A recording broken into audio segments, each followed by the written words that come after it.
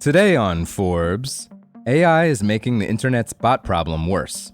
This $2 billion startup is on the front lines. The internet is drowning in bots. They already make up about 50% of all internet traffic, a number that's poised to skyrocket to 90% by 2030 as people start using so-called AI agents to do mundane internet tasks on their behalf, like open accounts, shop for shoes, buy tickets, and order food. It's a huge problem for companies. Online retailers don't want bots to scoop up coveted products faster than any human could.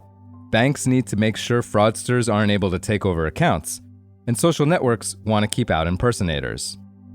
Nor do they want to prevent the growing number of good bots from doing what their owners intend. Throw artificial intelligence into the mix, and it gets worse. Old-school bot detection techniques like CAPTCHAs, where users are asked to select squares that contain a motorcycle or decipher a scrambled word to prove they're humans, are simply no match for sophisticated models. And AI has also made it magnitudes easier to mimic a person's voice, spoof their face, and create fake IDs, according to Rick Song, co-founder and CEO of identity verification platform Persona. Song, who is 34 years old, told Forbes, quote, "Maybe this constant distinguishing of, is this a bot or not, is kind of a pointless distinction that may not make sense anymore. The real question is just who's behind the AI and what's their intent." Making sure that a user is who they say they are is at the core of San Francisco-based Persona, which offers ID authentication software to 3,000 companies, including OpenAI, LinkedIn, Etsy, Reddit, DoorDash, and Robinhood. It uses a blend of methods to verify a person's identity, including asking them to upload a photo of their government ID, take a selfie or record a video while turning their head or blinking, or scan the NFC chip embedded in a passport. In case a person poses significant risk, they may be asked to take a so-called, quote, liveness test, where they are asked to hold up their ID and move their face to prove they are alive and are the real owners of their ID. The company's machine learning models can also pick up risk signals such as the network a person's using, how far they are from the location on their ID, the way they're interacting with the device, and their online presence. Song said, quote, "Even today, a lot of bot activity is very mechanical in nature. A lot of bots tend to use copy-paste way more, or there's more hesitations between inputs, or just a very rhythmic kind of behavior."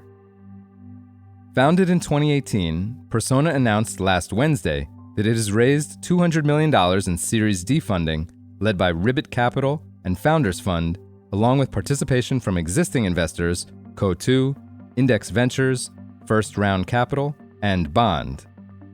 Song said his company, now valued at $2 billion and with $417 million in total funding, signed $100 million worth of annual contracts last year.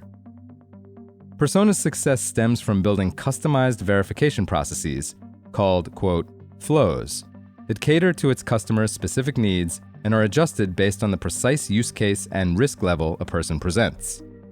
For instance, Persona creates a different flow for a person trying to verify their age to order alcohol on a food delivery app versus for someone applying for a loan. Song said, quote, "There's no one-size-fits-all for identity." But while bots and fraudsters have always been part of the internet, AI presents a staggering new challenge. US companies lose anywhere between $18 billion to $31 billion each year due to AI-based attacks, according to a report by cybersecurity firm Imperva.